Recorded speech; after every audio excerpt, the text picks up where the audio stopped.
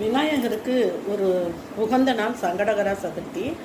அந்த சங்கடகர சதுர்த்தி ஏன் கொண்டாடுறோம், எதுக்காக கொண்டாடப்படுது அப்படிங்கிறத பற்றி ஒரு சின்ன விளக்கம் கொடுக்கலான்னு பார்க்குறேன். எல்லாருக்கும் அநேகமாக தெரிஞ்சிருக்கும், தெரியாதவங்களும் தெரிஞ்சுக்கலாங்கிற முறையில் எனக்கு தெரிஞ்சதை எல்லாத்தையும் பகிர்ந்துக்கணும் அப்படிங்கிறக்காண்டி நான் சொல்ல வந்திருக்கேன். அதாவது இப்போ சங்கடஹர அப்படின்னு சொன்னால், சங்கடம் அப்படின்னு சொன்னோன்னா கஷ்டம், ஹர அப்படின்னு சொன்னால் தீர்றது. அந்த சங்கடங்களை தீர்க்கிறது தான் சங்கடஹர சதுர்த்தி. அதாவது ஒரு சின்ன கதையே இருக்குது. அதாவது சந்திரன் என்ன பண்ணாராம், நம்ம விநாயகர் டான்ஸ் ஆடிக்கிட்டு நடனம் ஆடிக்கிட்டு இருக்கிறத பார்த்து ஏளனம் பண்ணாராம்.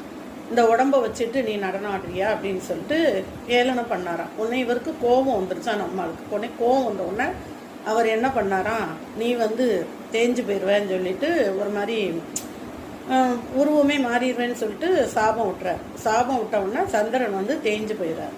தேஞ்சு அழகு போயிடும்ல, அழகு இல்லாமல் போயிடார். பார்க்குறக்கே ஒரு மாதிரி ரொம்ப அழகு இல்லாமல் போயிடார். போன உடனே இவங்க எல்லாரும் என்ன பண்ணுறாங்க, இவர் என்ன பண்ணுறாரு, உடனே போய் தேவர்கள்ட்ட போய் எல்லா தேவர்களையும் அவங்க அப்பா அம்மா சிவன் பார்வதி எல்லார்ட்டையும் போய் சொல்கிறார். போய் இந்த மாதிரி சொல்ல உடனே அவங்க எல்லாம் என்ன பண்ணிடுறாங்க, அவன் விநாயகன் முழுமுதற் கடவுள், அதனால் அவன் என்ன சொல்கிறாரோ அதுதான், நாங்கள் என்ன சொன்னாலும் ஒன்றும் செய்ய முடியாது எங்களால் அப்படின்னு சொன்னோன்னே இவர் தன்னோட தவறை உணர்ந்து திருப்பி விநாயகரை போய் பார்க்குறாரு. அதோட போய் இந்த மாதிரி நான் தெரியாமல் பண்ணிட்டேன் பகவானே, நீங்கள் என்னை மன்னிச்சுக்கோங்க அப்படின்னு சொல்லி கேட்டோடனே, யாராக இருந்தாலும் தப்புன்னா மன்னிக்கிறது முறை தானே. உடனே அவர் என்ன பண்ணிடுறாரு, ஓகே சரி நீங்கள் பரவாயில்ல அப்படின்னு சொல்லிட்டு இந்த நாளை சங்கடகரா சதுர்த்தி அப்படின்னு சொல்லி எனக்கும் உனக்கும், அதாவது தேய்பிரை சதுர்த்தி திதியில், அதாவது பௌர்ணமி 4-5 நாள் நீ தேஞ்சு அது நீ நான் உன்னோட அளவு கரெக்டாக வந்துடும், அதை நான் கரெக்டாக ஆக்கிடுறேன், உன்னை எப்பயும் போல் ஆக்கி விட்டுறேன்.